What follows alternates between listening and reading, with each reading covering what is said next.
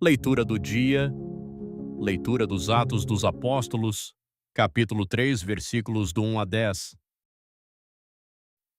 Naqueles dias, Pedro e João subiram ao templo para a oração das 3 horas da tarde.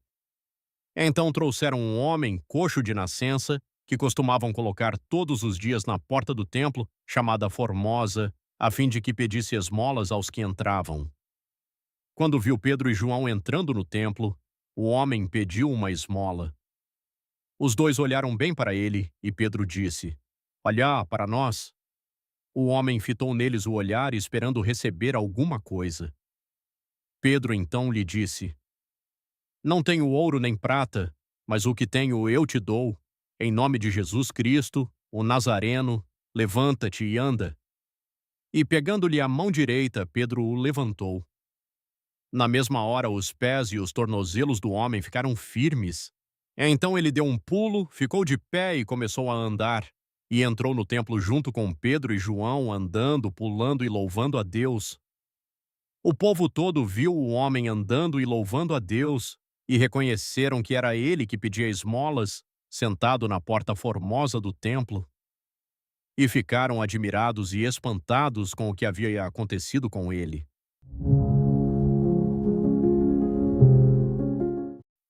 Evangelho do dia, Lucas capítulo 24, versículos 13 a 35.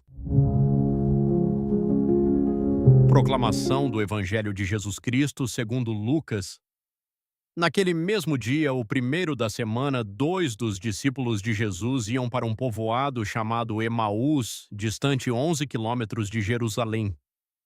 Conversavam sobre todas as coisas que tinham acontecido. Enquanto conversavam e discutiam, o próprio Jesus se aproximou e começou a caminhar com eles. Os discípulos, porém, estavam como que cegos e não o reconheceram. Então Jesus perguntou: "O que ides conversando pelo caminho?" Eles pararam com o rosto triste, e um deles, chamado Cleófas, lhe disse: "Tu és o único peregrino em Jerusalém que não sabe o que lhe aconteceu nestes últimos dias?" Ele perguntou: "O que foi?" Os discípulos responderam: "O que aconteceu com Jesus, o Nazareno, que foi um profeta poderoso em obras e palavras diante de Deus e diante de todo o povo. Nossos sumos sacerdotes e nossos chefes o entregaram para ser condenado à morte e o crucificaram. Nós esperávamos que ele fosse libertar Israel, mas, apesar de tudo isso, já faz 3 dias que todas essas coisas aconteceram. É verdade que algumas mulheres do nosso grupo nos deram um susto. Elas foram de madrugada ao túmulo e não encontraram o corpo dele. Então voltaram dizendo que tinham visto anjos e que estes afirmaram que Jesus está vivo. Alguns dos nossos foram ao túmulo e encontraram as coisas como as mulheres tinham dito. A ele, porém, ninguém ouviu. Então Jesus lhes disse: "Como sois sem inteligência e lentos para crer em tudo o que os profetas falaram? Será que o Cristo não devia sofrer tudo isso para entrar na sua glória?" E, começando por Moisés e passando pelos profetas, explicava aos discípulos todas as passagens da Escritura que falavam a respeito dele. Quando chegaram perto do povoado para onde iam, Jesus fez de conta que ia mais adiante. Eles, porém, insistiram com Jesus, dizendo: "Fica conosco, pois já é tarde e a noite vem chegando." Jesus entrou para ficar com eles. Quando se sentou à mesa com eles, tomou o pão, abençoou-o, partiu e lhes distribuía.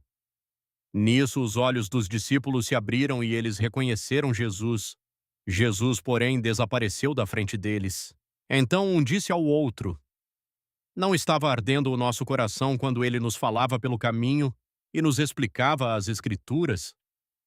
Naquela mesma hora eles se levantaram e voltaram para Jerusalém, onde encontraram os 11 reunidos com os outros, e estes confirmaram: "Realmente o Senhor ressuscitou e apareceu a Simão." Então os dois contaram o que tinha acontecido no caminho e como tinham reconhecido Jesus ao partir o pão.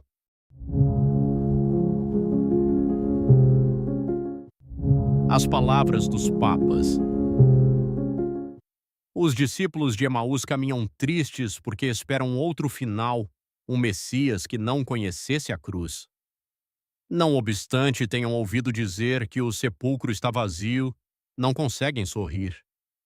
Mas Jesus põe-se ao lado deles, ajudando-os pacientemente a compreender que a dor não é a negação da promessa, mas o caminho ao longo do qual Deus manifestou a medida do seu amor. Confira Lucas 24, 13 a 27. Quando finalmente se sentam à mesa com ele e partem o pão, abrem-se-lhes os olhos e sentem que o seu coração já ardia, embora não o soubessem. Confira Lucas 24, 28 a 32. Esta é a maior surpresa, descobrir que, sob as cinzas do desencanto e do cansaço, há sempre uma brasa viva que só espera ser reavivada.